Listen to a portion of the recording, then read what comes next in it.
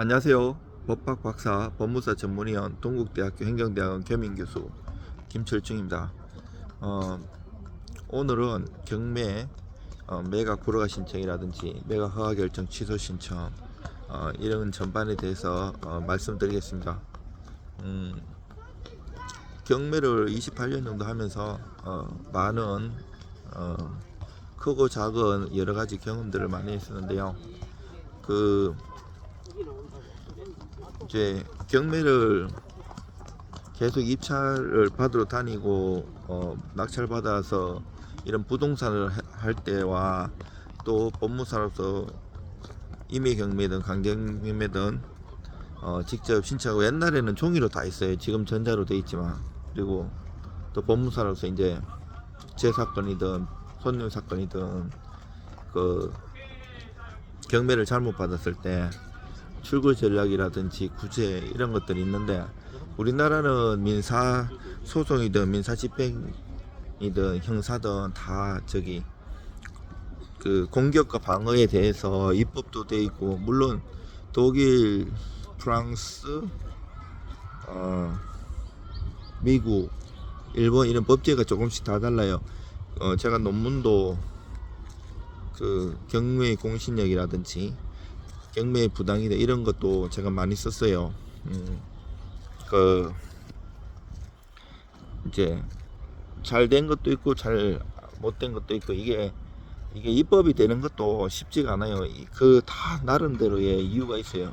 예를 들면 만약에 내가 경매를 잘못 받았어요. 물론 권리비 분석이나 물건 분석 제대로 한다고 해도 그 받고 보면 또 하자가 보일 수도 있고, 뭐 대출이 안 되든지 자기 형편이 안 되는 여러 가지 또 생각이 있어가지고 하려고 하는데, 이게 이제 민사집행법 121조에 보면 그 매각 이의 신청이 있는데, 이게 이제 매각 불허가 신청이에요. 요 7가지 사유가 있는데, 대표적으로 하는 게 뭐 5675인데 5655 같은 경우 이제 뭐 매각 물건 명세서 그 비고란 있잖아요. 아니면 매각 물건 명세서에 제대로 기재가 안 돼가지고 나중에 뭐 하자가 생겼다든지, 6호 같은 경우는 뭐 권리 변동이라든지 심각한 물리적인 훼손 이런 것들인데, 나중에 이제 원래 오늘 낙찰, 만약에 예를 들어 오늘 금요일날 낙찰 받았다. 지방마다 법원마다 다 달라요. 경매꾼들이 돌아다니면서 낙찰 받아야 되는 것도 여러 가지 이유가 있어요. 그러면 오늘 금요일날 받으면 다음 주 금요일까지, 즉 수요일 불산임이라서 내일부터 기산해 가지고 일주일 될 때 다음 주 금요일까지 할 수 있는 게 매각 불허가 신청이에요. 근데 불허가 안 되면 또 일주일 동안 확정돼 버리면 적시항고 기간이 주는데, 이때 적시항고 때는 내가 옛날에 이제 2005년 이전에는 내가 쓰는 가격에 10%를 입찰 보증권을 냈는데, 그 이후로는 지금은 최저 매각 가격에 10%를 내걸랑요. 이게 무슨 말인가 하면, 아주 옛날에는 그 법원마다 이제 은행도 다 달랐어요. 지금 신한은행은 좋은 은행이었고, 법원 가면 좋은 은행이 되게 많았는데, 그 은행들에서 아유 우리도 법원에 공탁금이든 여러 가지 하면 돈 많이 버는데 하게 해달라 그래가지고 이제 바뀐 거. 이제 일하는 법무사 사무실은 힘들어지죠. 왜냐면 보관금을 내려고 해도, 물론 은행 되는 거는 인터넷으로 낼 수 있는 경우도 있고 또 직접 가야 되는 경우도 많아요. 저는 대기업 거래처 법무사로서 오랫동안 했었거든요, 이런 일을. 그러면 이게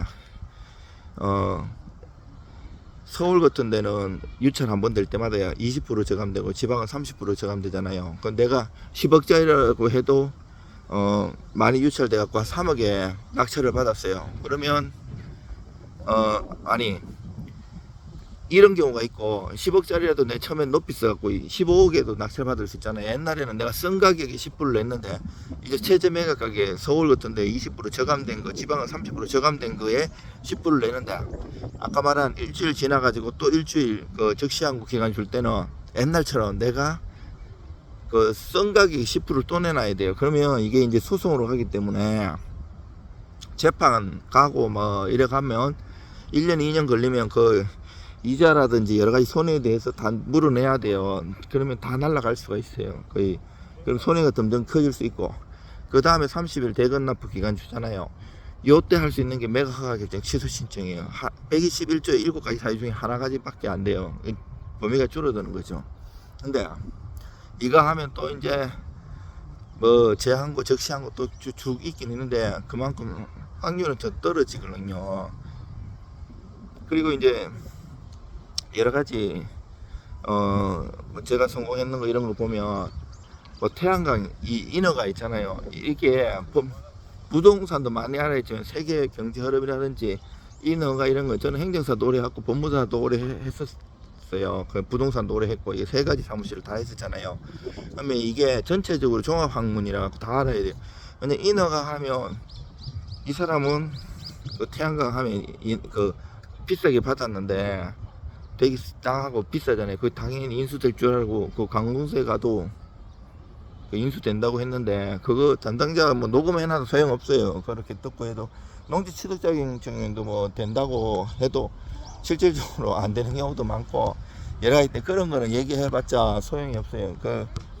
그래가지고 하면 이게 이제 매각 불허가 신청이든 여러 가지 매각 허가 취소 신청해야 되는데 그런 하자라든지 권리관계가 문제가 있는 걸 제대로 안 한다든지 물건이 완전히 그 뭐 천장이 무너졌다든지 벽이 허물어졌다든지 누수가 심하다든지 여러 가지가 있어요. 그런 것들이 쓰고 이제 한두 장 쓰는 게 아니고 수십 장 써가지고 그 판례, 조문, 법리, 다른 성공했던 사례들 비교하면서 그리고 또 감정평가서 같은 경우도 일반인들이 그 정도 감정평가사처럼 공부를 안 하잖아요. 그렇지만 경매 관련된 거는 더 깊게 해야 돼요. 그 감정평가사님들도 그 자기 전공들이 다 있어요. 뭐 법인에 속해서 있는 사람이 아니면 법원에 속해 가지고 이제 그 경매 관련해 갖고 제가 감정평가 하시는 분 여러 가지 있는데 거기도 감정평가 이렇게 그 평가하는 방법들이 여러 가지 있는데 거기서 재량으로 이렇게 하는 게 있어요. 그런 것도 갖고 좀 불을 차는 게 있어요. 실사례하고 그 감정가가 뭐 특히 재개발 재건축 단지 같은 데는 많이 이게 달라질 수 있어요. 그런 것들 그리고 조합에서 감정평가한 거하고 내가 그 법원에서 보내가지고 감정평가상이 뭐 몇 배씩 차이가 날 수도 있고 또 아니면 이렇게 용도 변경 해갖고 있잖아요. 전 그 주인이 그러면 빨리 이거를 대금 납부하고 좋지 않은데 좋지 않은 사이에 만약에 용도 변경을 시킨다든지 여러 가지 있어요. 지금은 막 짜고 치가지고 막 이렇게 가짜 넣고 이러면 형사처벌 받을 수 있어요. 법원 공무원들이 옛날처럼 바로 듣지가 않고 막 바로 고소 고발이 전절하기 때문에 법원장까지 금방 올라가요. 무슨 일이든 민사고 형사고 뭐 법무사 사무실이든 변호사 사무실이든 뭐 이렇게 법으로 정통으로 해야지 가라로 이래 하면 큰일 나요. 그거는 그렇게 하면 반드시 탈이 나요. 브로커나 이렇게 끼어가지고 하면 그거는 다 바로 앞에서 이게 모를 수도 있지만 잘 지나간다 해도 나중에 이제 배당이나 다른 거 이해관계점이 많이 나타나기 때문에 반드시 저처럼 전문가가 딱 보면 이상한 게 보여요. 저 같은 경우는 오래 해가지고 이제 송달 내용만 봐도 누가 가짜고 이렇게 왜 이걸 집어넣고 그 서류를 하나 넣을 때도 다 고수들은 이게 이름이 있어요. 똑같은 문건을 내도 그 문건을 이름이 약간씩 달라요. 그게 갈로 해갖고 또 다른 거를 변경한다든지 이런 게 다 이유가 있어서 하는 거예요. 법원에서는 이제 경매계가 이렇게 1개, 2개, 3개 쭉 있고요. 그 접수계가 있는데 접수계는 그 서면 쓰는 거 메뉴에 제목 그대로 이렇게 입력하거든요. 아주 길면 뒷번호는 뒤에 말을 생략하기도 하는데 그건 형사고 민사고 경매고 다 마찬가지예요. 그래가지고 정식으로 실력 있는 이런 민사집행을 많이 하시는 법무사 사무실에 맡기는 게 좋아요. 그거 이제 변호사님들은 이제 소송 위주로 많이 하시고 이 법무사들은 집행을 직접 하니까 그 중에서 또 잘하는 사람이 있어요. 저 같은 경우는 저기 그 사무관 승진 시험 하시는 그 계장님들도 많이 가르쳐 받고, 그 대법원에 그 법관님들, 판사님들, 우리나라 교수님들하고 한국민사집행법 학회라고 이 학회에서 논문도 하고 토론도 하고 이걸 오랫동안 했어요. 그리고 논문도 쓰고 책도 쓰고 그 쓰기만 중요한 게 아니고 이제 이렇게 전화해서 설명하고 이런 것도 중요하거든요. 이 2년에 한 번씩 그 공무원분들 이렇게 로테이션 되기 때문에 그 전문적으로, 물론 그 사람들 국업시험 어렵지요. 그 경쟁률 통과해도 그 자기가 한 분야에 하는 게, 이분들도 나중에 법무사를 해야 되니까 여러 가지 일을 경험하시기 위해서 그 2년에 한 번씩 이렇게 바꾸거든요. 그러면 이 한 분야만 전문적으로 계속 안 파시기 때문에, 그리고 이제 이 법리나 이런 걸 써도 이게 다 자기 요리한 대로 쓰기 때문에 또 파악도 짧은 기간이야. 일주일인데 보통 내가 오늘 낙찰 딱 받았어. 그래갖고 오늘 딱 보니까 하자가 밝은데, 이런 경우는 한 며칠 있다가 보니까 문제가 크게 생기는 경우가 있거든요. 이때 찾아오시기 때문에 쓰는 것도 급히 쓴 거고 파악도 짧은 시간에 하셔야 되기 때문에, 그래서 많이 경험하신 분들이 좋고요. 저 같은 거는 쓰는 값으로 봤는데 성공보수든 밥 한 끼 얻어먹어 본 적이 없어요. 10여 년을 해도. 법무사로서 10여 년을 하고 경매는 한 28년 해도 이렇게 이때까지 정도로 실력으로 했지, 이렇게 밥 한 끼 사든지 밥 한 끼 얻어먹는다 이런 걸 안 해요. 계속 연구하고, 지금도 보시면 여기 아무 매물을 들고 하는 게 아니고 앉아서 좀 하라는 분들도 있어요. 좀 이렇게 알아듣게. 근데 또 이제 제가 잠깐 이렇게 보면 여기가 지금 서울 교대예요. 서울 여기나 산책하면서 잠깐 하는데, 이게 사실은 들어보면 더 실력 있는 걸 알아요. 실력 있으신 분은. 그래서 저는 경매사라든지 경매를 오래 하신 분들이 많이 의뢰를 주세요. 앉아서 조문을 해가지고 얘기하는 거는, 그거는 자기가 체화가 된 게 아니잖아요. 저는 경매뿐 아니라 민사, 형사 모든 업무를 전문으로 보통 한 분야를 하잖아요. 근데 한 분야가 이렇게 많이 쌓이다 보니까 다 전문으로 하게 되는 거예요. 이거를 다 할 줄 알아야지 종합적으로 그게 유리하게 해줄 수 있는 거예요. 예를 들어 소송만 전문을 한 사람은 만약에 판결에 대한 등기를 해요. 이제 원래 등기는 공동신청이에요. 권리자고 의무자가. 근데 안 해주면 소송 걸어야 되잖아요. 그러면 소송 건다고 판결 성사한다고 다 등기가 되는 게 아니에요. 이 등기 얘기해 보면 또 등기가 되는 게 있고, 예규 등기만 하는데 이게 또 민사소송, 민사집행하고 다 연결돼 있어요. 이게 또 기판력이라든지 당사자 이게. 그래서 저는 이제 민사소송법, 형사소송법 대학원에서 다 전공도 해보고 강의도 해보고 제가 연구를 했기 때문에 죄송합니다. 일도 많이 했기 때문에 두루두루 도와줄 수 있어요. 그거를 보면, 그러면 이 일을 하는 사람한테 맡겨갖고 소송을 해야지, 여기서 만약에 등기를 한다 하면 등기에 맞게끔 그 판결을 받는 거예요. 돈도 이행 판결, 만약에 금전 찍어라 소송만 해가지고 성공보수 변호사님 약정해가지고 돈 내느라 하고 안 하면 소송하고 이런 경우가 있는데, 돈을 받게 하는 게 중요하잖아요. 저 같은 경우도 법조치를 하면 법조치 비용 나라에서 정한 비용만 받지 성공보수라든지 밥을 얻어먹는지 이런 걸 해본 적이 없어요. 그냥 저렴하고 또 법비용까지 받아주기 때문에 유리한 거거든요. 우리는 지금은 가갖고 이렇게 주먹으로 윽박지르는 시대도 아니고, 그럼 채권자가 오히려 처벌받아요. 정확하게 법리적으로 해가지고 법조치도 같은 비용을 들여도 이게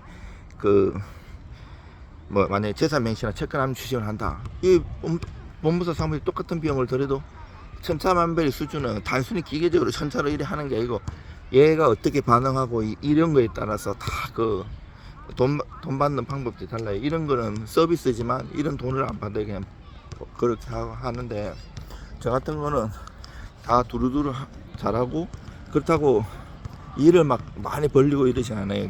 진짜 그 돈을 많이 갖다 줘도 사람 됨됨이라든지 손님을 제일 먼저 파악해요.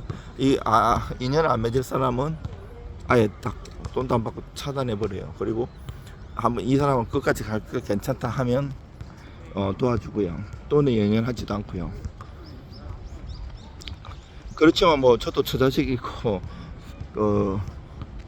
유지를 해야 되기 때문에 막 터무니없이 싸게는 안 하고 나라에서 인정한 그런 비용은 받고요. 그렇게 하고 있습니다. 저는 이제 상담 들어보면 되는지 안 되는지 거의 하게 돼요. 막 딴 데처럼 막 안 되는데 막 꼬셔가지고 이거 하자 이러질 않아요. 딱 그래서 이제 전문가들 많이 경험 있는 사람들은 계속 단골이 생겨요. 맞으니까. 내가 이게 가망이 한 40%다 50% 60% 하면 거의 맞아요. 많이 채워야 되기 때문에, 특히 경매 관련 강제 집행은 이거는 법으로 딱딱 떨어지는 게 아니라 가지고 법원의 특성에 따라서 다르고 분위기에 따라 달라요. 어떤 법원은 엄청 빡센 경우가 있으니까 법원장님 바뀌시면 그 경매만 그런 게 아니고 다 이게 빡세지는 경우도 있고, 여기서 방송에서는 좀 말하기 어려운데 몇몇 있어요. 또 특히 심한 법원이. 그리고 요즘은 야매로 뭐 이렇게 싹싹 꼬셔가지고 할 시기도 아니에요. 법리적으로 잘 하고 최선을 하는 게 중요해요. 그분들도 공무원들도 해주고 싶어도 정확한 법리라도 인계 안 하면 겁나잖아요. 잘못되면. 왜냐면 나중에 또 다른 이해관계인들도 소송 들어올 수 있거든요. 아니 매각 불허가나 매각 허가 결정 시점 막 해주면 어차피 또 채권자는 경매 넣어가지고 빨리 돈을 했어야 되는데 자꾸 기간이 연기되고 이러면 재매각되고 막 유찰되고 이러면 이 사람들도 돈을 회수를 못하면 힘들잖아요. 채권자가 돈 못 받는 게 더 괴로워요. 이 사기꾼들, 채무자들 막 탱자탱자하면 도망가다니 재산 다 숨겨놓고 잘 먹고 잘 사는 사람들도 많아요. 악성 채무자들 되게 많습니다. 저는 뭐 이렇게 보고 악성이다, 채권자는 채무자는 하면 안 도와줘요. 보고 진짜 이게 진짜 도와줄 만하다 하면 도와주고, 우리가 법무사 사무실은 돈 많이 버는 직업이 아니잖아요.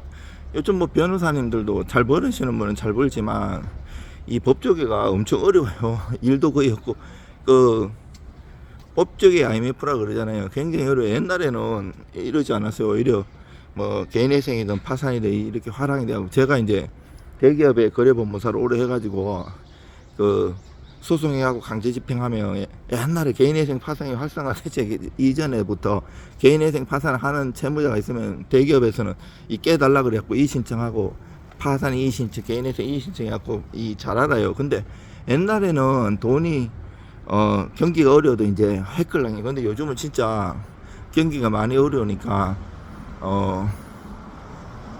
자기들이 개인적으로 하고 직접 안 해요. 그러니까 법원에서도 많이 힘들어지셨어요.